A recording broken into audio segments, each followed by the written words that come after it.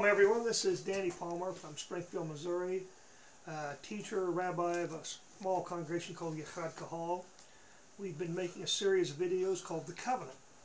Now, those of you who are not aware of it, this is a series. This is not, none of these teachings are to stand alone. Now, if you only ever get to see one, that's a different matter. There's enough material in that for you to deal with. But if you really want to understand the entire aspect of the covenant, you need to watch all of them.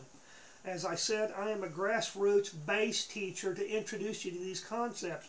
You can then go on, or at the same time that I teach you, you can go on to some of the other teachers who delve even deeper because they have full-time ministries in this.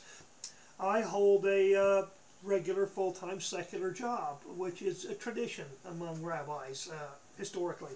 That way you do not lose contact with the everyday culture and what people go through in their lives every day. So we have all these videos available, and you can watch them at your own pace. There's no, time constraint or anything, and that's why we provide one once a week. And because the idea of the covenant is a greatly misunderstood idea. The covenant is a lot more serious than people think it is. It's not some willy-nilly idea of, oh, hey, I agree to it, you agree to it, oh, I decided I didn't want to do this part, that'll be okay with you, won't it? But that's not the way covenants work. In fact, a covenant, when one party breaks the covenant, the other party is no longer liable to be held to keep up their end of it. Those of you who think that Yah has to keep the covenant if we violate it, no, he don't. And any of it that he chooses to go ahead and keep because out of grace and mercy is, purely his choice. We don't deserve it. Last week we were looking into Yaakov. Yaakov went to Haran, which is north of the Euphrates River, which is part of the Promised Land, but it's not part of the Promised Land that's promised to Jacob's descendants, the 12 tribes of Yisra'el. And at this time, the 12 tribes are split into two. And I'm talking about at this time means today, not just at this time in the Torah portion, because it hasn't happened in the Torah portion. It will not happen until we get to the time of King Shlomo, Solomon. So, Yaakov goes up, he comes to a well, he meets his cousin Rachel, and he's enamored with her. He's taken with her. And he goes to his uncle Laban and says, okay, I'll work 7 years for Rachel, and Laban agrees, and Yaakov works 7 years, and when the 7 years are over, he asks for his wife. And then they have a wedding celebration, and Laban, his uncle, brings him Leah instead of Rachel. Yaakov does not realize it until the next morning. Now, there are several factors that people need to take into account. One is it's probably at night. Two is, well, they might have been doing some drinking because that's traditional among a wedding celebration. Three is Rachel and Leah must have had some similarities in physical proportion and maybe even in the sounds of their voices. So Yaakov is deceived. He goes ahead and agrees to work another 7 years for Laban so that he can have Rachel. So he ends up with 2 wives and 2 maidservants who are also given to him later by those 2 wives as extra wives or concubine wives. And they bear children, and so we get the total of 12 sons and 1 daughter for Yaakov. Yaakov then leaves. He leaves secretly. His wife Rachel steals her father's idols. Yaakov does not know about it at the time. Laban comes and catches up with them in the area just east of the Jordan River, and they have an encounter, and he charges Yaakov with stealing his goods, and in Laban's mind the goods means his daughters, his grandchildren, the livestock, the whole kit and caboodle. And Yaakov says, okay, and then Laban says, And also, why did you steal my gods? Yaakov says, well, you know, you go through the tents and everything, and you find anything that belongs to you that we didn't agree to, you know, that I had worked for, then set it out here before all our kinsmen. And if anyone has found with your idols, they'll die. He's not saying that they will be put to death that day, but he says, whoever's found with them will die.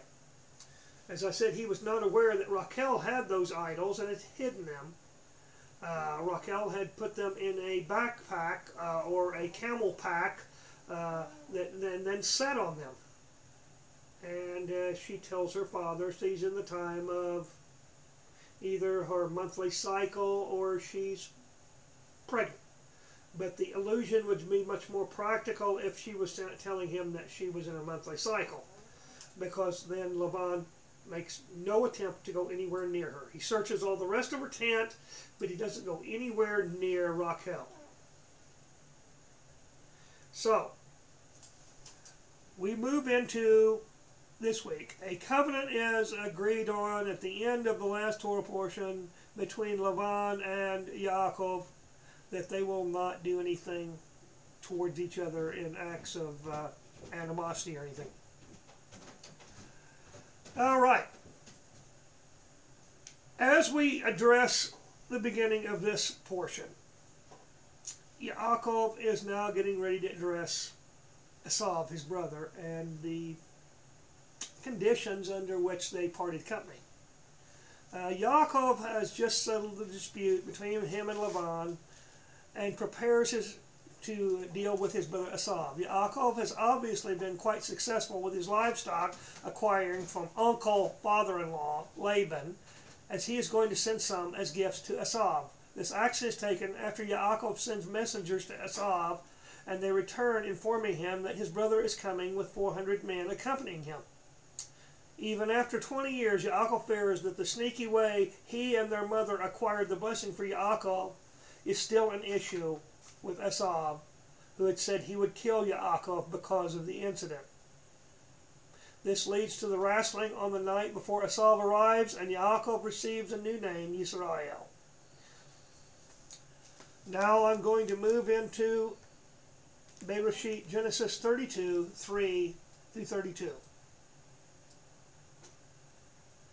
And Yaakov sent messengers before him to Esau, his brother-in-law of Seir, the land in the field of Edom.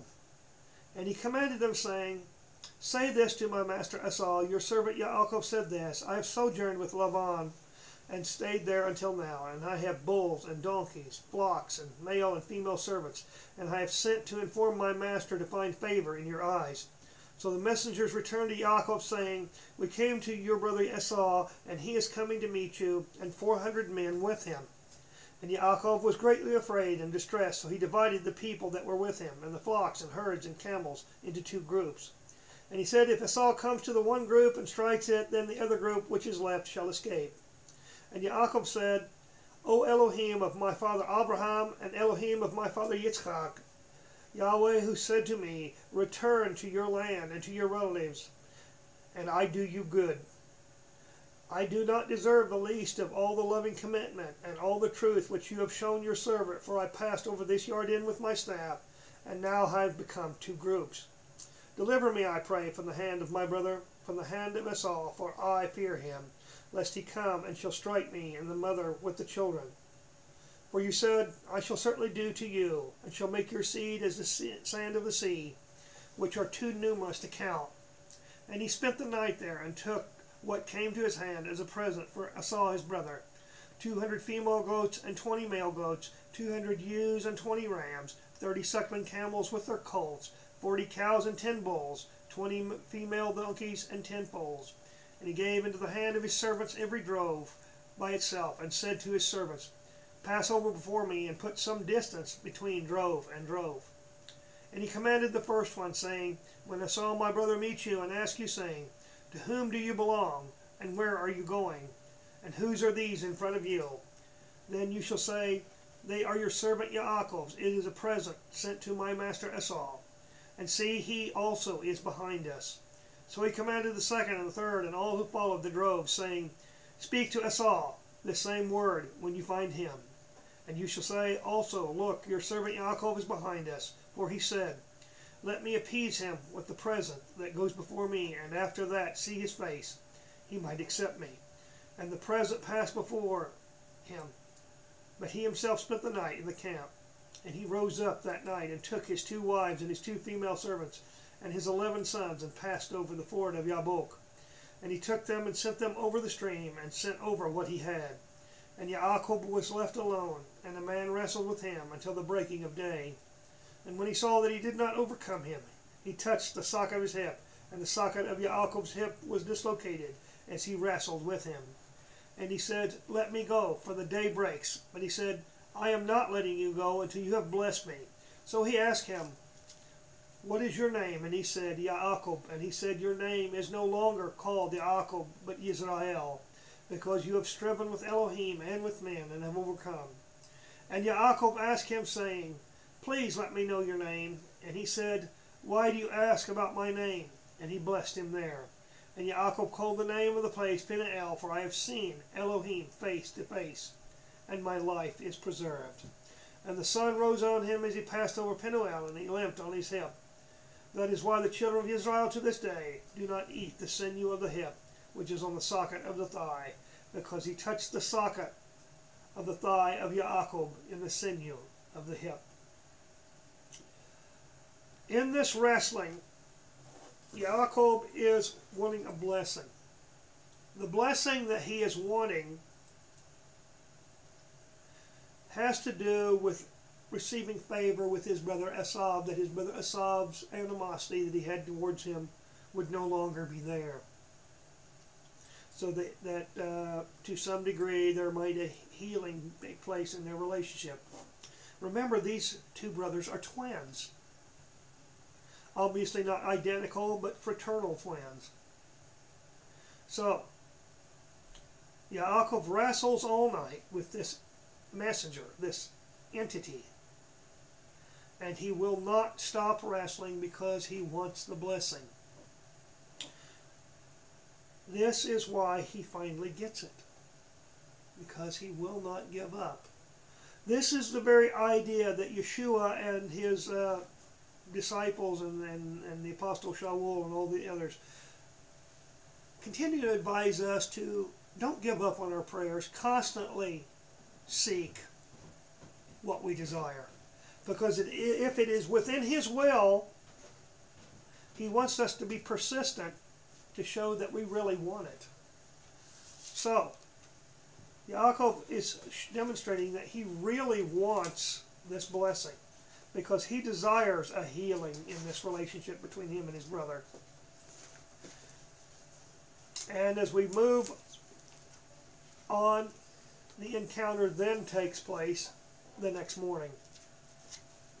And Yaakov lifted his eyes and looked and saw Esau coming, and with him 400 men. And he divided the children among Leah and Rachel and the 2 female slaves. And he put the female servants and their children in front, and Leah and her children behind, and Rachel and Yosef last. And he himself passed over before them, and bowed himself to the ground 7 times, until he came near to his brother. And Esau ran to meet him, and embraced him, and fell on his neck, and kissed him, and they wept. And he lifted his eyes, and saw the women and children, and said, Who are these with you? And he said, The children with whom Elohim has favored your servant. Then the female servants came near, they and their children, bowed themselves. And Leah also came near, and her children, and they bowed themselves. And Yosef and Rachel came near, and they bowed themselves.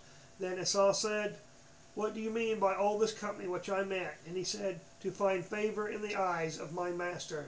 But Esau said, I have enough, my brother. Let what you have remain yours. And Yaakov said, No, please, if I have now found favor in your eyes, then receive my present from your hand, because I have seen your face like the seeing of the face of Elohim, and you were pleased with me. Please take my blessing that is brought to you, because Elohim has favored me, and because I have all I need. And he urged him, and he took it. And he said, Let us depart and go. Let me go before you. But he said to him, My master knows that the children are weak, and the flocks and herds which are nursing are with me.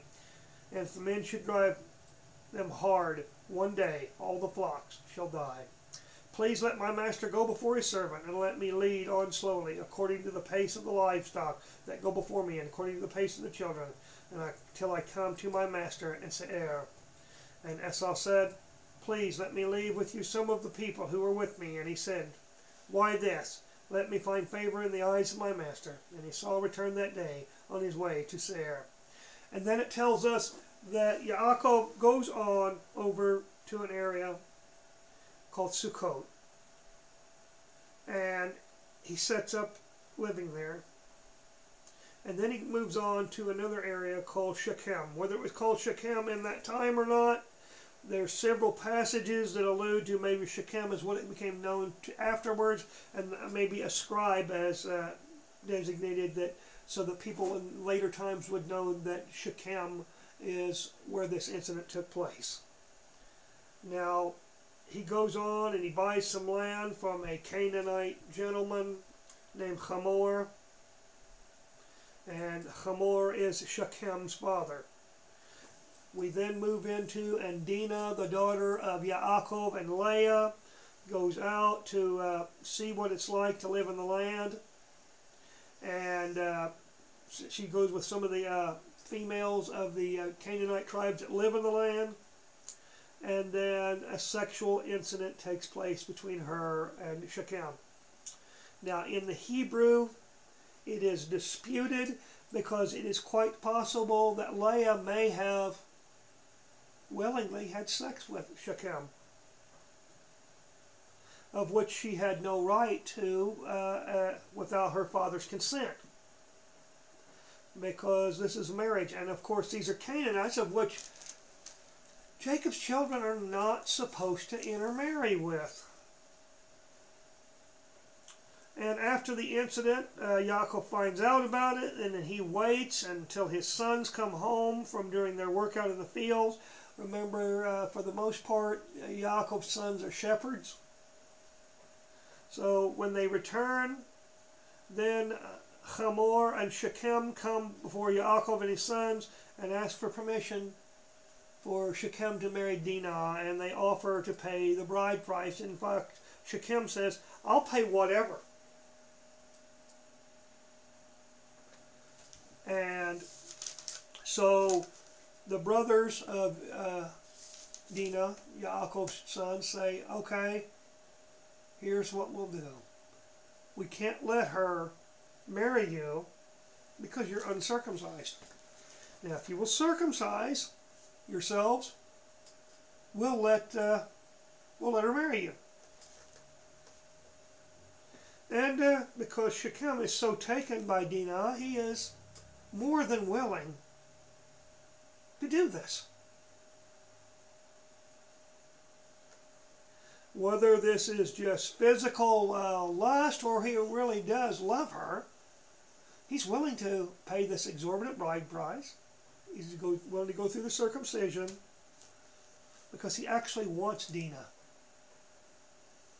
Like I said, some of the other aspects is whether it's rape or whether it was sex that Leah decided to go ahead and participate in herself, that's up to debate. Now,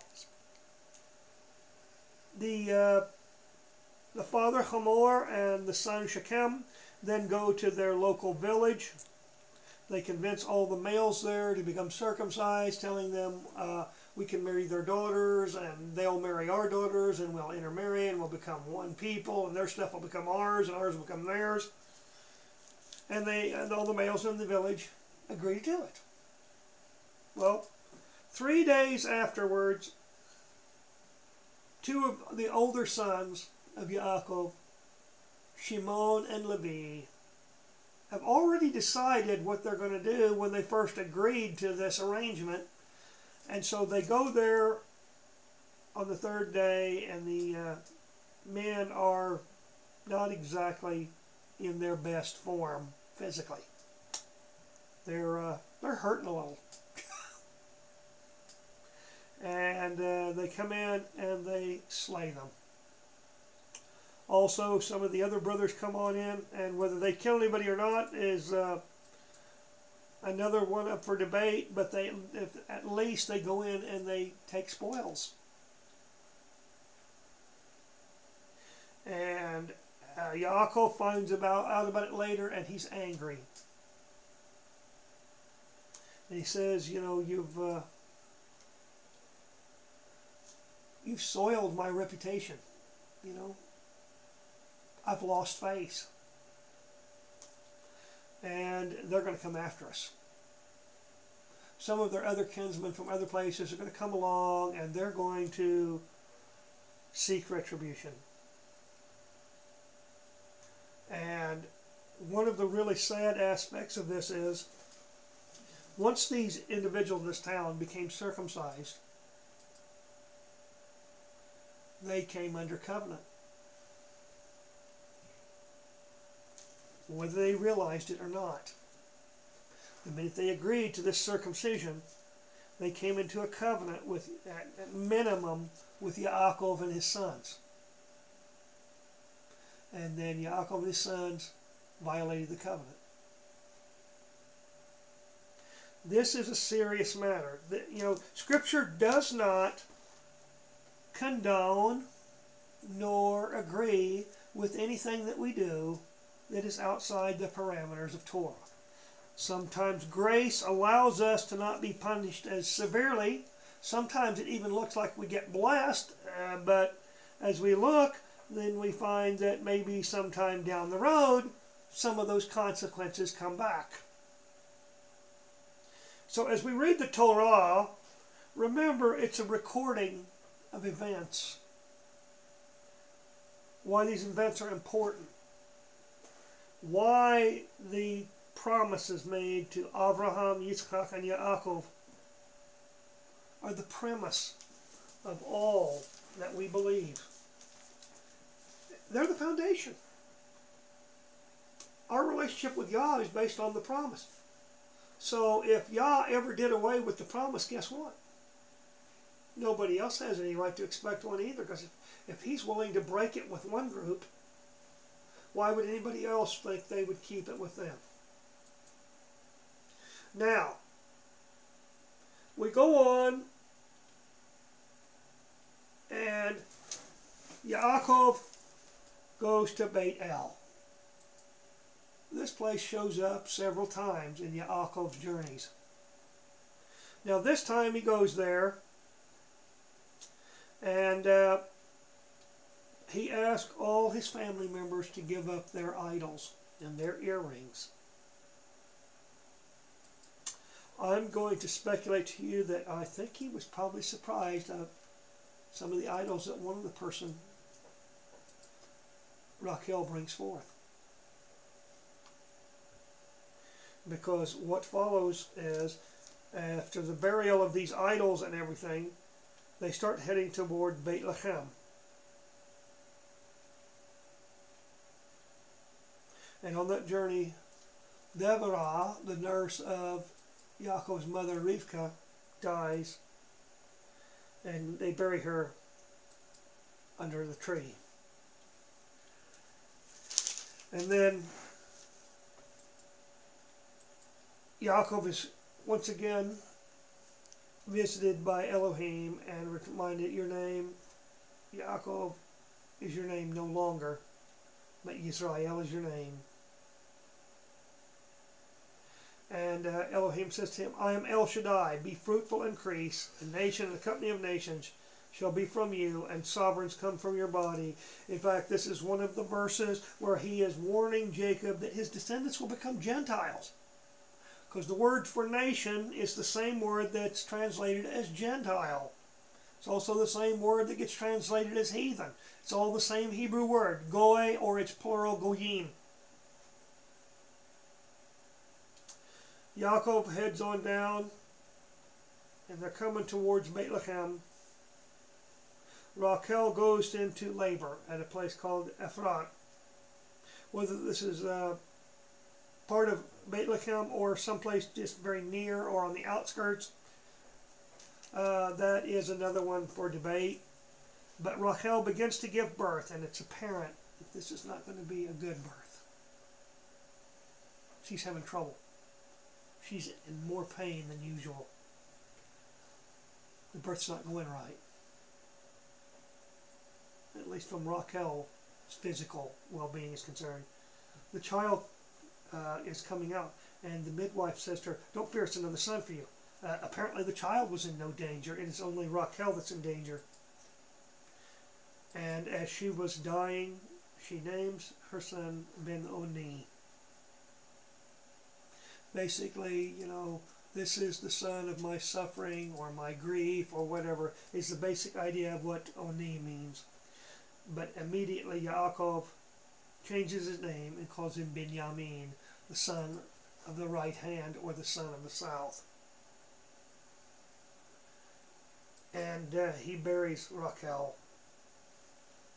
And he puts up a stone there to mark her burial place. And after this, Reuven goes in and has intimacy with Bilhah, his father's concubine. Whether it was consensual or not doesn't matter. It means from now on, Yaakov can no longer have sexual relations with Bilhah.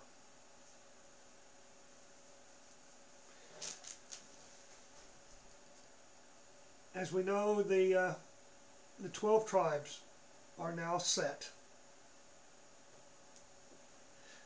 The sons of Leah were Reuben, Yaakov's firstborn, and Shimon, and Levi, and Yehuda, and Yissachar, and Zebulun.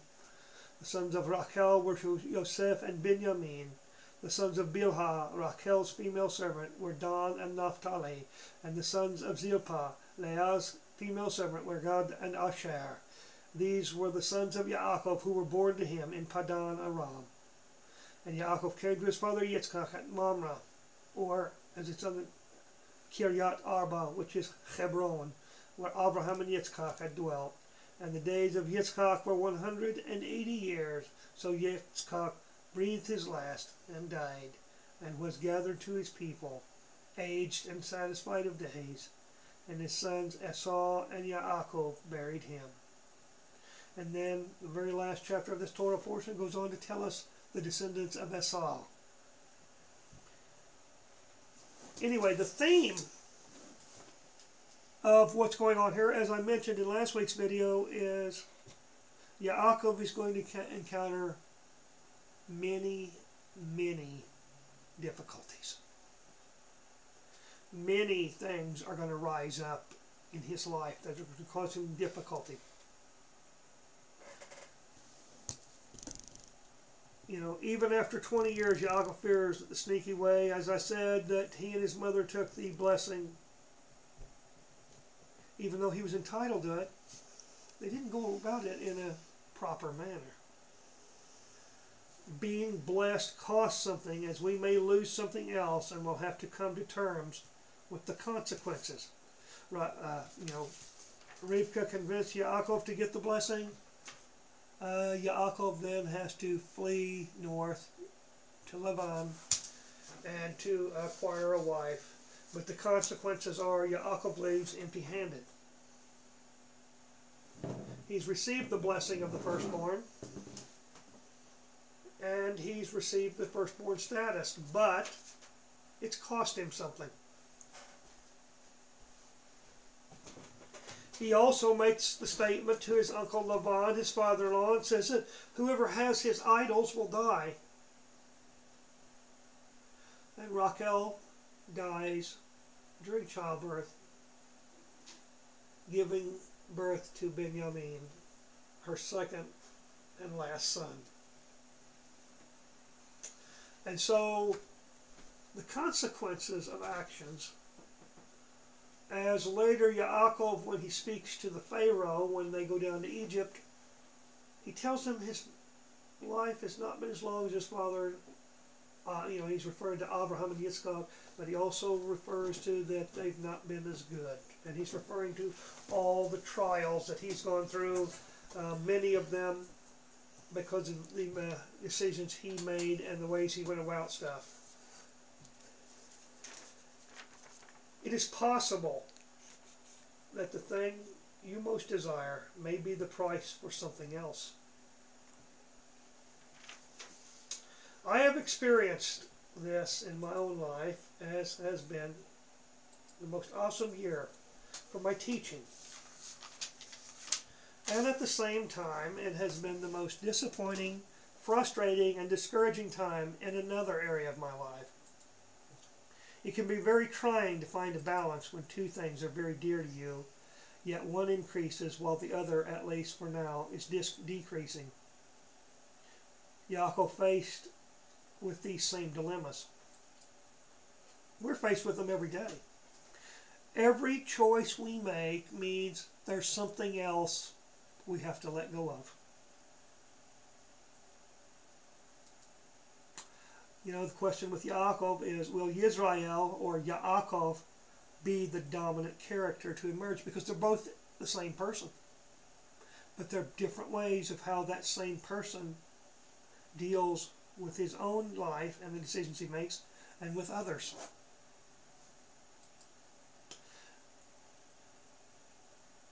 He picked the young, feisty, obviously attractive Rachel because she appealed to him. It never says anything really bad about Leah. It just simply says that she's not the one that Yaakov desires, yet in the end she's the one that ends up spending most of the life with Yaakov and not his beloved Rachel. And Leah obviously desires Yaakov's love. Did she ever get it? That is an interesting thing, because it really never tells us. But it does tell us that Yaakov did bury Leah in the tomb with he and his father and mother and his grandfather and grandmother, but he did not put Rachel there. Now, there are other reasons why Rachel isn't put there that maybe even Yaakov did not realize. What about the events that are occurring in our own time? How many of these events are linked to decisions that Abraham, Yitzchak, and Yaakov made? Even though they are our patriarchs, there are our guiding ideas about what the promise is and how to go about getting it. Scripture never, as I said, condones when they made inaccurate or inappropriate choices. Sarah was supposed to be the mother of Yitzchak, the promised son, and she was. But apparently neither her nor Abraham realized that, as Abraham agreed to take Hagar at Sarah's suggestion to bear a son for them, and that's Yishmael. Yishmael himself is never cursed. Let's get that squared out right now. Some of the actions of his descendants are another matter. And as I said before, Israel has no right to stand on the mountain and declare it's righteous when it's done some wrong also. Remember, Yeshua said, how can you get the speck out of your brother's eye when you have a plank in your own? Israel is supposed to be a blessing for the rest of the world. Have we been? Or have we decided that the blessing was that the world was supposed to bless us, and it was supposed to cost them, and it was never supposed to cost us? You know, in the time I began to change my life, about 10 to 12 years ago, began to pursue Torah in my own life. I did not know at all that I had any Jewish ancestry at that time. It was a secret. It wasn't one that they were just outright hiding it. They just weren't talking about it. Didn't come up. But as another brother in our group and I were looking last week at some of the websites on the Shoah, the Holocaust, especially on my mother's side of the family, every name I could think of either married into or was one of my great-great-grandmother's maiden names or whatever. Every one of them showed up in the camps. Now, I had no direct relatives in those camps. But probably some of these people that had these names were probably at least distant relatives. One of the interesting things was how frequently certain names came up that were surprising because they were primarily Gaelic names. You know, after I looked up about 6 or 7 individuals that I work with, and the ones that I looked up last week, most of them maybe a few hundred.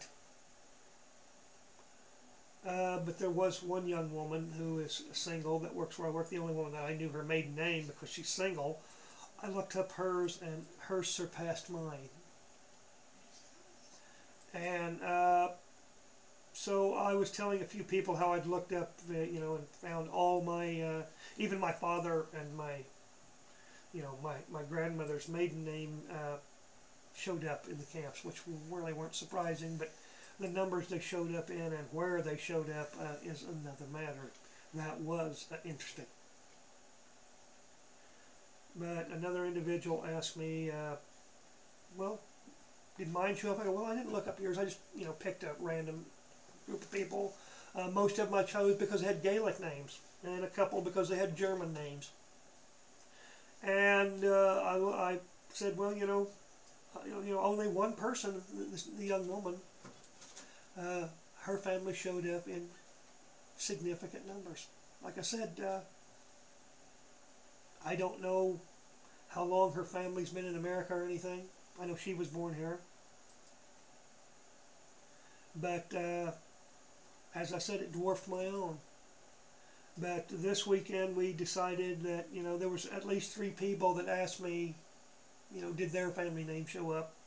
And so we checked, and one of the 3 actually had absolutely no hits. One of the ladies who had told me her maiden name, she showed up in around 250, maybe something like that. But the other gentleman who also had a Gaelic surname, his surpassed mine also. I'm not talking about as a whole, but he surpassed any one family name that I had. He was about 500 to 1,000 higher. And as I said, we're the Jews, the only Israelites in the camps. Did the Nazis go after more than just the Jews, but they just referred to everybody as Jews? I don't know.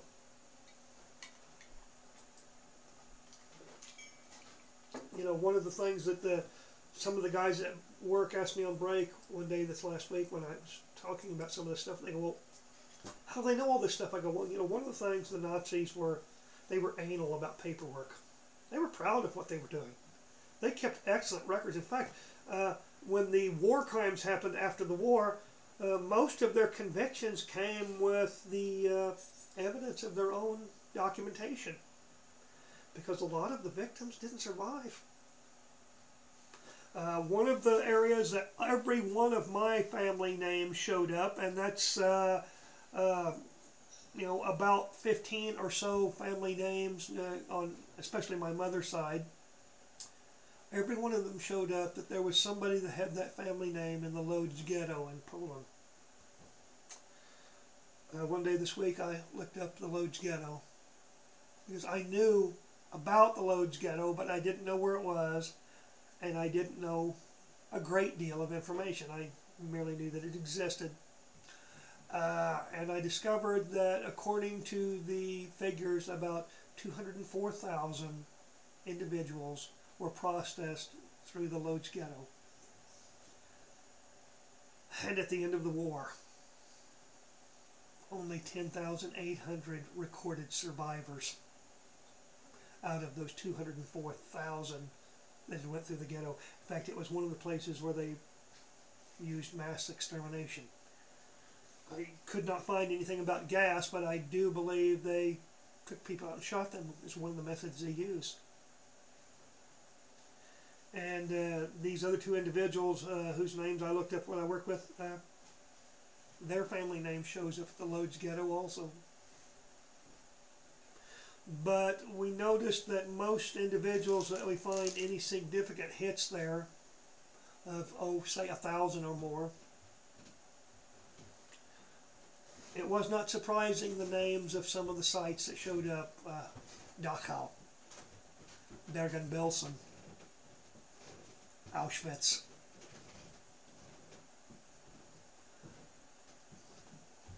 Flossenburg,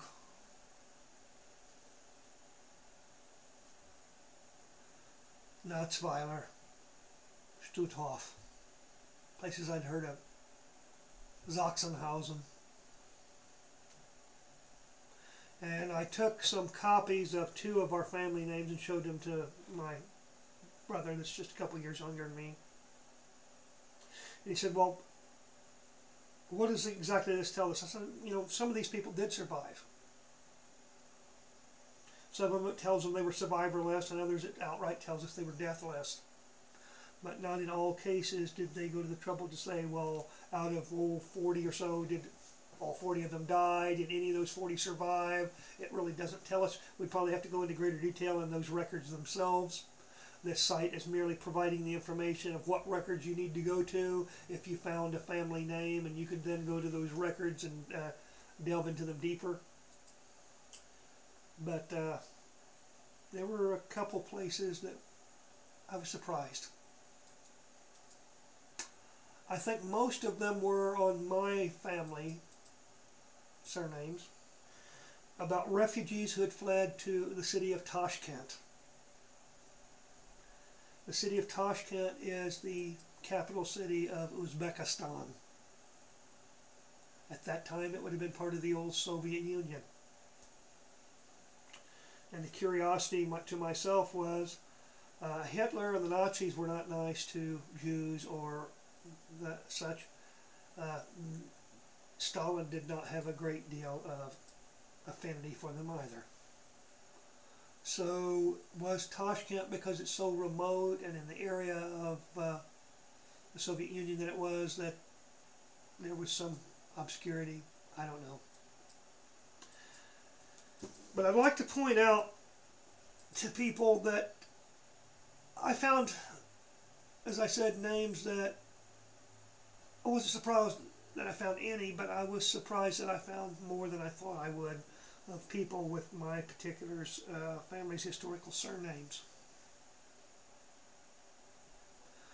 Especially when I discovered that all 4 of my grandparents showed up in the thousands by the family surname.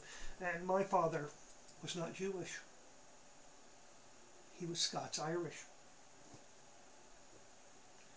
And his family name showed up over 2,000 times. His was one of the lowest of the 4, was my grandfather's surname, Palmer. But the name Palmer, interestingly, means pilgrim. And it goes back to someone in my family attended the Feast of Sukkot. How long ago? Who knows? How many people have a history in their family that has some curiosity to it that everybody's just ignored? And they never stop to think, well, what is this little piece of information telling me that maybe I didn't expect to find?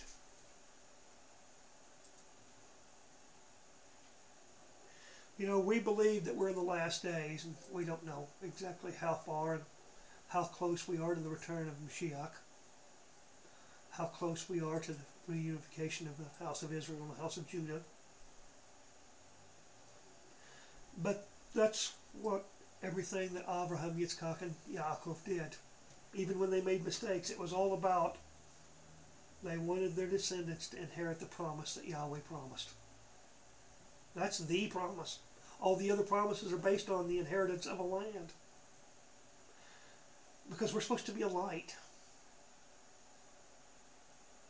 We're supposed to be a blessing.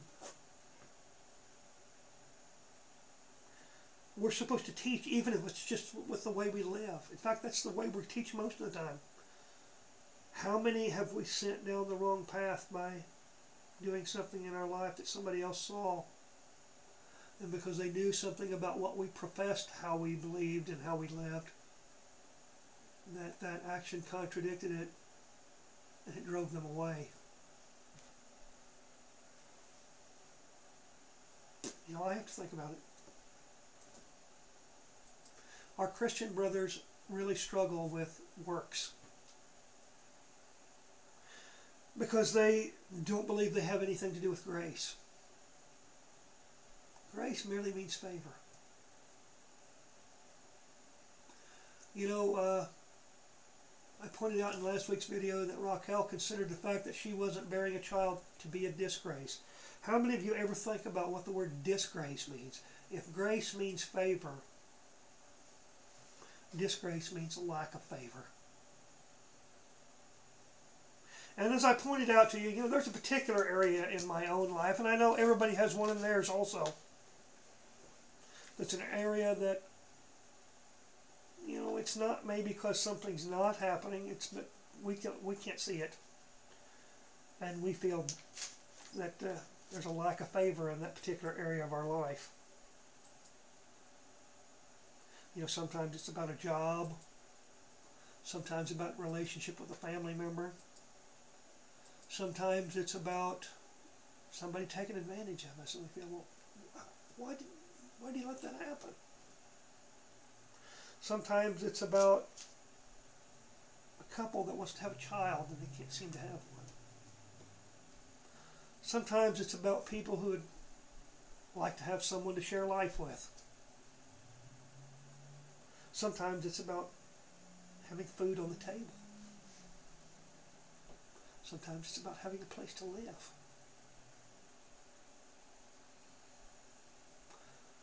When we think about these things, and we've been blessed in the areas that we're blessed in, sometimes we lose a little focus. And it's not that that other thing doesn't have any significance. Sometimes we elevate it to a position where it interferes with the area that we actually do have favor in. As I said, I felt tremendous favor in my teaching, and I feel blessed to have the opportunity to share with you, to take the things that He's given me and open my eyes to, and to encourage you. You know, there are many other teachers out there who can take you farther than I can. I feel that one of my jobs is to get you started down the road. If you're new to this movement, or you've still just been eating baby food and you finally realize you need to start moving up to the table. I try to stay humble. And I hope that even the times when I speak what seems to be harshly when I talk about something, it's out of love. It's never because I want to attack you. If I make you angry, I want you to check me out. Go to the Scripture and do that, because we have no other basis for how we're supposed to check out a brother or sister than the Torah. You know, here a few weeks back, I found some websites that said, believe Jesus, not the Bible. And that was one of the quandaries I had when I was growing up in the church. And I could not fathom when I would hear somebody say, well, we're supposed to do what Jesus said and not what Moses or the Bible said. And I was going, and if I believe He's Messiah, how's that different? You know, in my mind, it was the big duh. I could not fathom how they thought it was two different things. I don't need grace if I haven't sinned. I don't need favor if I haven't done anything wrong, but because we all have, we need that grace, that favor. Jacob needed it. That's what he was looking for. He was looking for favor, that the wound of the situation that he and his brother Esau had with each other would be, you know, healed, made whole. And we know that it tells us at the end of Yitzchak's life that Yaakov and Esav were together when they put him in the tomb. And there's no record of animosity after this renewal. Likewise with Yitzchak and Yishmael. I think people have jumped to some of the things that we find later in the prophets and stuff, and assumed it was like that from the very beginning, and yet the Torah doesn't seem to speak that way about it.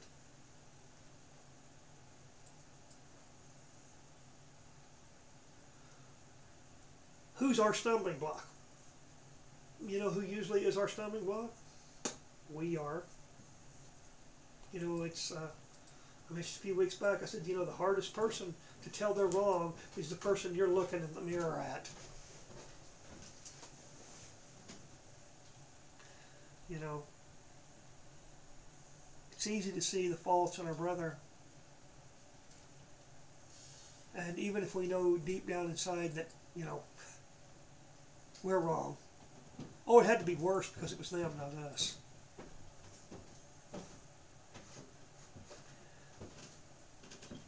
Restoration is what Yeshua came for. And if you don't understand, that's what the whole reason behind his death was about. To bring his people back into covenant, to allow those who had never been part of the covenant to join in if they chose to allow those who were born into the covenant to decide to leave it and take on the consequences of those decisions, whichever one they made. Do we want to be part of the covenant, or do we want to be on our own? He paid the price. The Qahal, the Kinsman Redeemer.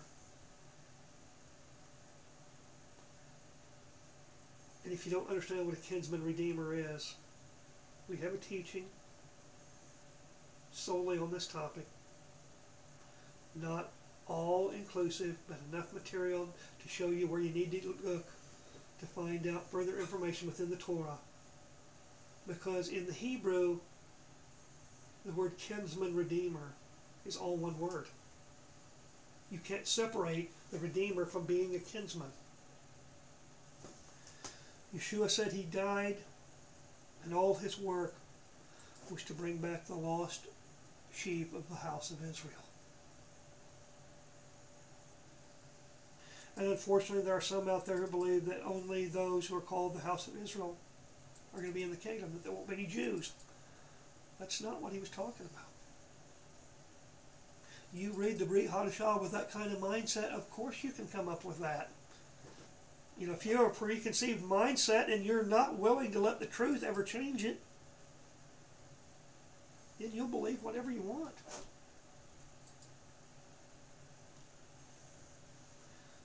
A kinsman redeemer. Yaakov gave livestock to Esav to show that he wanted to make some recompense over the way he went about getting the birthright and the blessing. And all the indications seem to show that Esav accepted that, and that he'd got over his anger.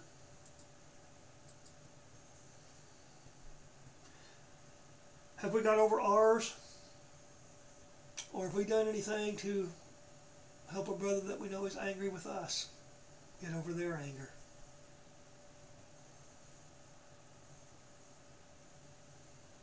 Sometimes we never get that opportunity because by the time we're willing to address it, maybe that individual is no longer around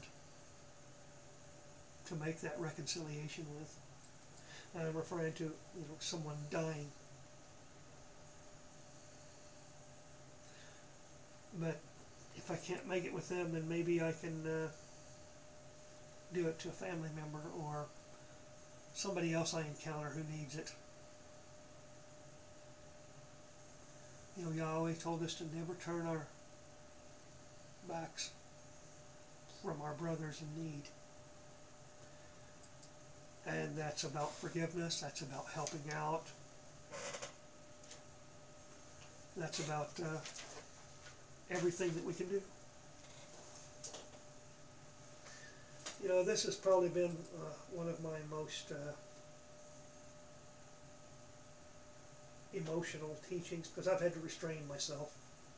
Not because I was angry, but I wanted to make sure that the topics that I spoke about didn't get too personal, but they weren't impersonal either. Because I want people to understand that if you got a teacher that leads you to believe that they don't go through some of the same struggles and choices that you go through, they're not helping you. You know, Yeshua told the disciples there that night, that last meal they ate before he became the sacrifices. And you're correct. If you heard me, I said that plural. Remember, for quite some time, I kept telling people, if my personal sin offering has to be a female, how does Yeshua fulfill that? And I'm not going to give you the answer. If you don't know it, you can go back to some of the other videos and find out. And I'm not even going to tell you which ones. And if you don't want to, that's your choice also. You know, Yeshua's name means Yah is salvation. Yeshua had to be resurrected so that he could be the firstborn, the first fruit of many. How many of us actually find ourselves wanting to be the many? To be other first fruits, just like him. The first fruits are holy to Yah. They belong to him. In fact, you know, everything belongs to him. He gives us the opportunity to use the rest of it. Do you ever feel grateful for what you do have? Do you ever feel grateful when you've really been blessed to say, I'm going to go out and find somebody else that needs a blessing?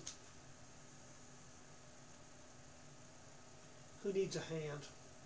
Or just somebody to listen to them? Sometimes all people want is to know that somebody cares. Because there are certain areas in life that no matter how much people care about one another, there's not a thing you can do for them. Because it's all inside. It's nothing external. It's all something that they're going through. You can be compassionate, but those are places you can't help them. Because you don't know what it is they're going through. You know, sometimes people are going through illnesses. Sometimes they're going through emotional struggles. Sometimes, you know, they're dealing with a situation they never thought they'd never have to deal with.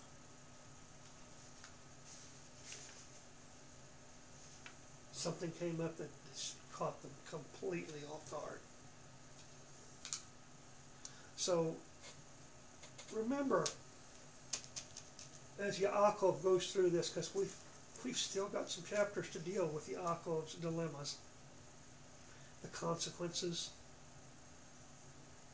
the head knocking he has to do with himself, with his sons. You know, he's not the perfect father. He has his flaws. But guess what? We get the opportunity to read his story and take advantage.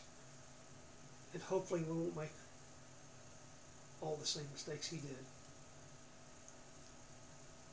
And hopefully those who haven't had that opportunity will have that opportunity.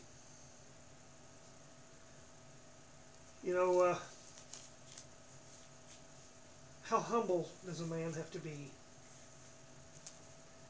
You ever think about Yosef, Miriam's husband? He knows it's not his child. But he gets the message that he's supposed to go ahead and marry his betrothed. And he's supposed to be responsible for raising this child. And he's informed this is not another man's child. This is a creation in the womb of Miriam by Yahweh. And I know I've heard people say, well, we can't believe in that virgin birth. I go, okay, if I believe he created the entire universe, put everything in motion to do what it does, and he can't do that, what kind of a buffoon am I?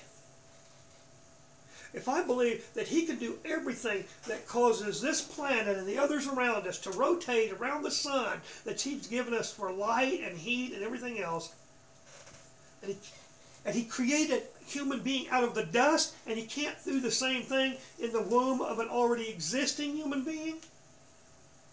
It's the same concept I present to people when they say, well, it seems like the scriptures say that the 10 tribes someday are going to come back. But we don't know how that's going to happen because who knows where they are. And I'm going, he created the whole world. And he can't find his people. He's lost track of them. I don't know who you serve, but if you think that he is that restricted, that he can create an entire planet and put human beings and animals and everything else on it, and then he can't find somebody, it is kind of comical, you know.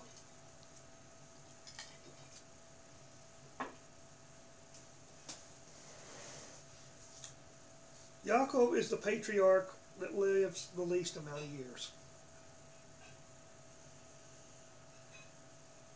He doesn't get to see the fulfillment of the inheritance promise. It's most likely that Yosef, the man who was charged with being Yeshua's father, may not have seen Yeshua into adulthood. He's not mentioned. Once we get to Yeshua's adult years, Yosef's name is not mentioned. It has been believed, and it's probably most likely correct, that he probably died before that time.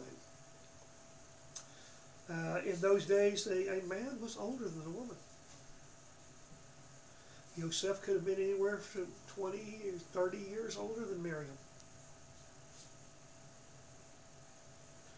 And a man didn't just take a wife because he was just enamored with her or wanted the Barbie doll or the trophy wife.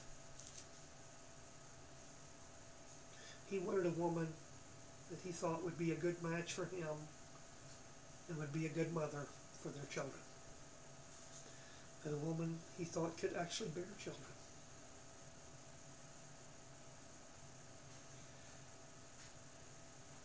Yosef follows the instructions. Takes Miriam down to Bethlehem with him because it's the hometown of her ancestors also, because she is also a descendant of David. And the angelic beings go out into the fields and tell the shepherds in the area, the one you've been waiting for has been born in Bethlehem, and they tell them where to go. And after the angels leave, the shepherds talk among themselves and decide, well, let's go see. Shepherds. Yaakov and his sons were shepherds. Yitzchak was a shepherd. Abraham was a shepherd.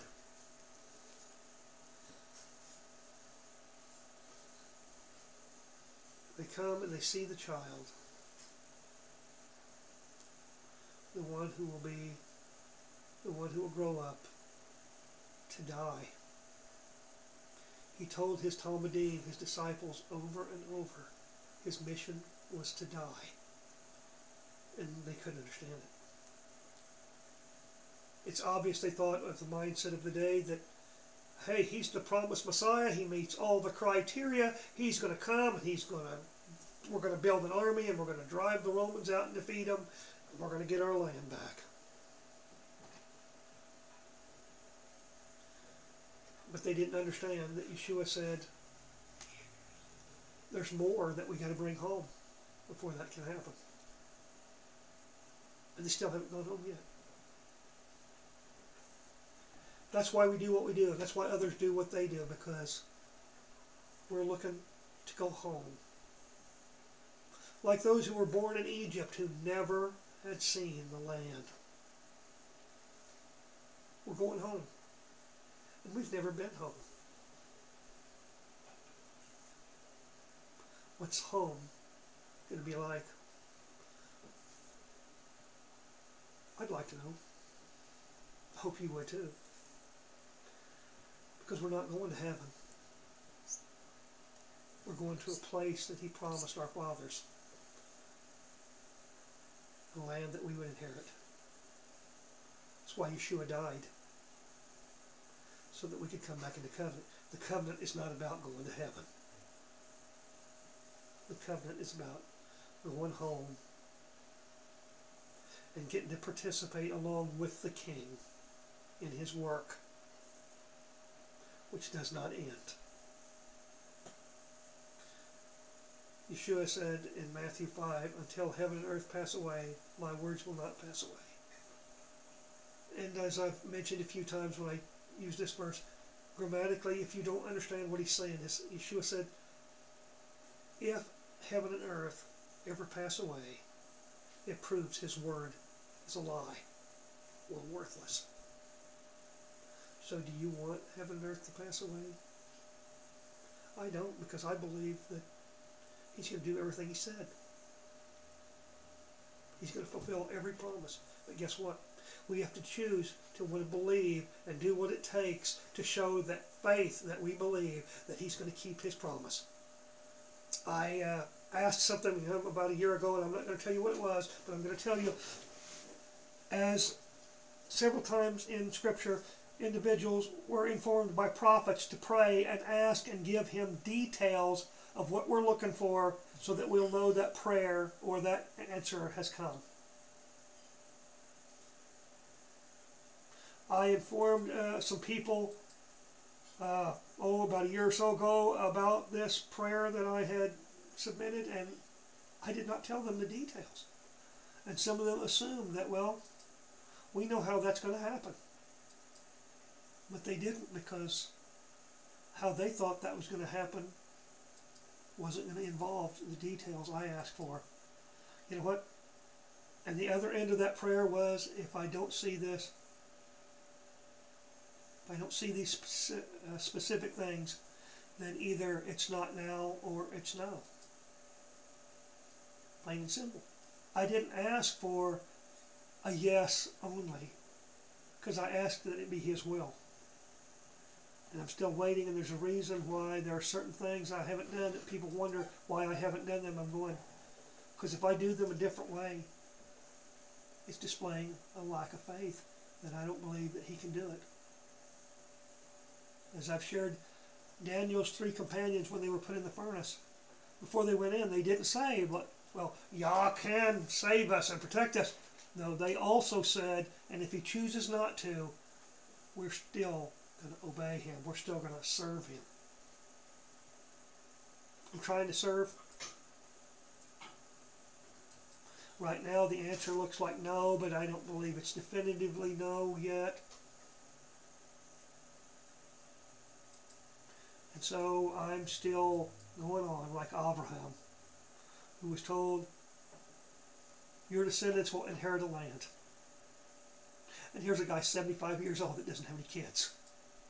And his wife's 65. And he's told his descendants will inherit a land. How much faith does that take? I think it takes a lot. I think what I'm doing and what I've heard other people do when they've told me stories about when they did things similar to what I've done, I don't think it takes near as much faith for me to believe that I can get the answer for something that's completely within his parameters, his guidelines in Torah, as the faith I would have to have if I were a 75-year-old man with a 65-year-old wife. Hey, honey, Yahweh said we're going to have kids. Whose 65-year-old wife in our world wouldn't laugh in her 75-year-old husband's face? Is it a surprise Sarah didn't? You know, but you know, let's not beat up Sarah either. As I said, we have the benefit of knowing her story, and when we make those same kind of mistakes, then we don't have the excuse that she had, because we know what mistakes she made and how we can try to avoid them, just like we do with all the other individuals that are mentioned in Scripture. How do I take their story and use it and try to make sure I don't make the same mistakes they did? That's what the whole thing's about. How do I keep Torah? In the first place, the very first thing I'm charged with is I have to believe in a promise. All the other instructions are about what I can do and expect to receive that promise. Whom have you believed in? Have you believed the report, as Yahweh said? Yeshua said, if we don't believe Moshe, we don't believe him. For Moshe wrote of him. So, I know whom I have believed in.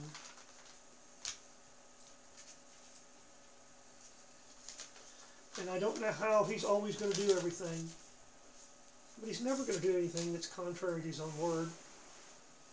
He will never do something in a way that would involve it being sin.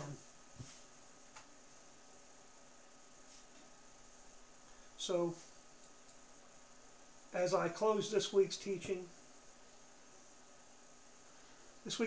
was to stop and make us ponder. Think a little bit about our daily lives. Take the passages of the Torah that I read today, the other things that I talked about in the Scriptures themselves.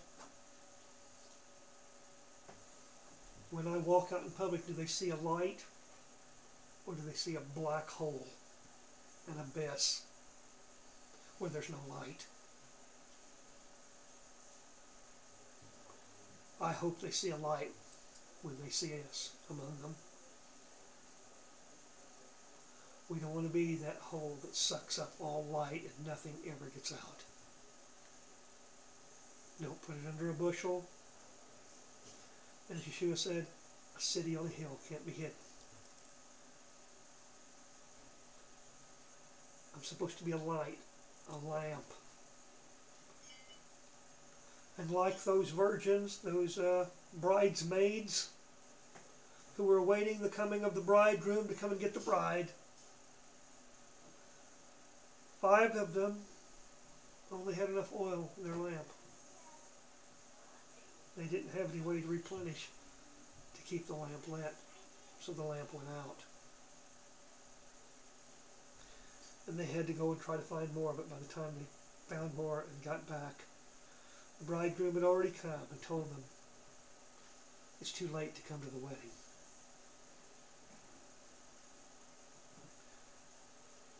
I hope people, when this is heard, you will take these thoughts and ponder them over. When we walk like a light, we're supposed to be seen. And what do other people see when they see us walk? Doesn't mean we don't make mistakes. But what it means is we try every bit that we can when we walk out among them, to show them there's a way to live and be happy and not have to fall into the traps of money and sex and drugs and all the other stuff. Now, virtually every one of them have their proper times and uses, but it's when we have them out of balance. And as our own God, we decide that's the offering we want, is to reward ourselves with something that means somebody else isn't going to have something. And especially at this time of year, one of the reasons that as I began to pursue Torah was I became disgusted with this time of year. I didn't even want to be part of it anymore because I began to see people willing to run over each other to get that one thing so they could give it to somebody else so that they could make sure that they got something in return. You know, so many in the church, I remember when I was growing up, used to teach about, well, what's the idea of giving gifts for Kamosh Day? Or Christmas, as it's called by most people. Was the example is the wise men brought gifts. The wise men brought gifts. They didn't get gifts. The gift they got was they got to come and see the promised one. The one who was going to fulfill the prophecies that would make restoration possible. And at this time of year, let's try to remember,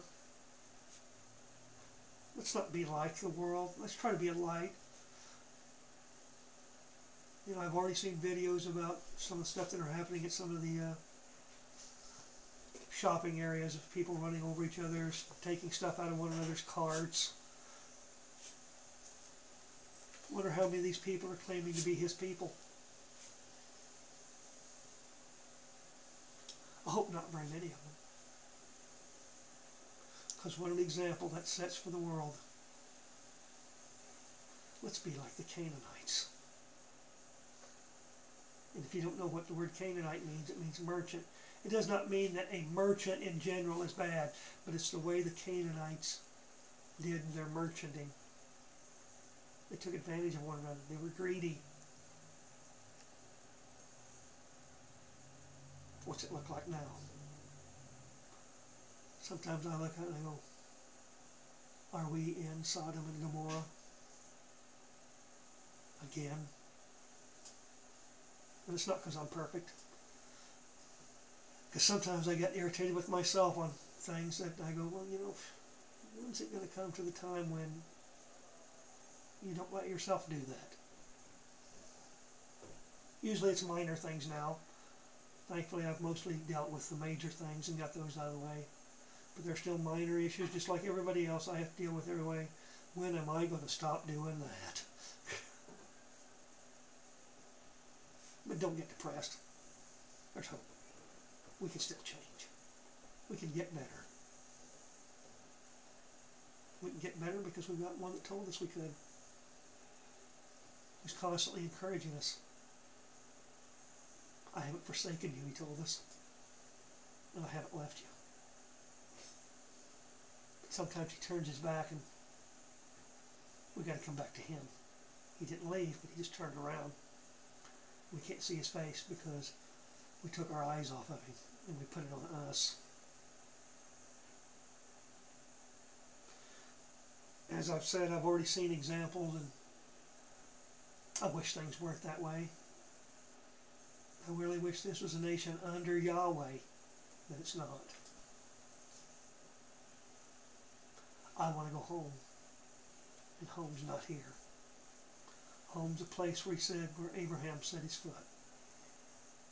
And he never said it in the United States. He didn't set it in Canada, or Russia, or Indonesia, or India.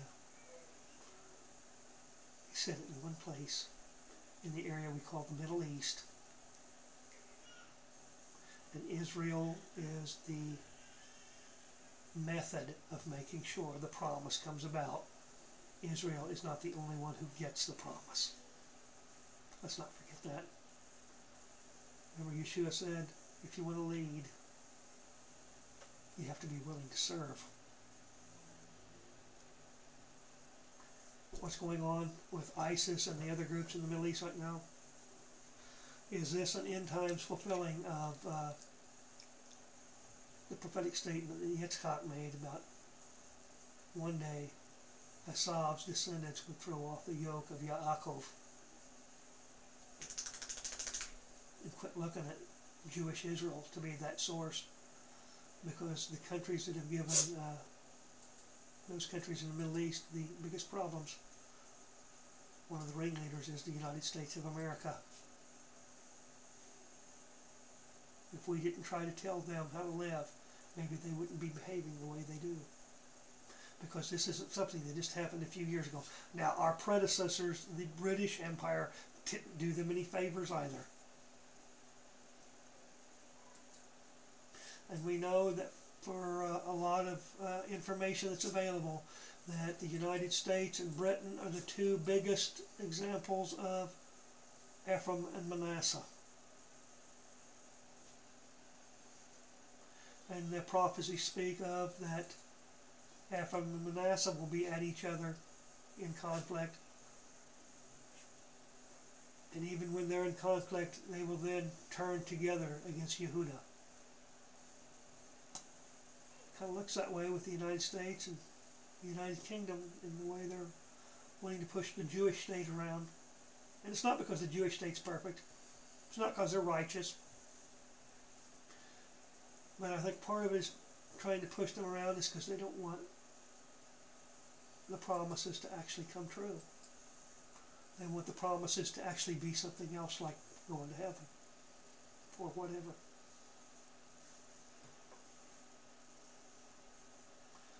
So, as I leave you for this week's teaching,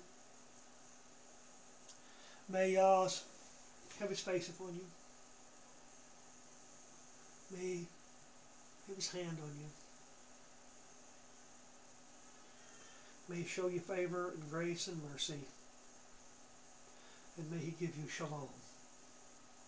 Until next time, shalom aleichem.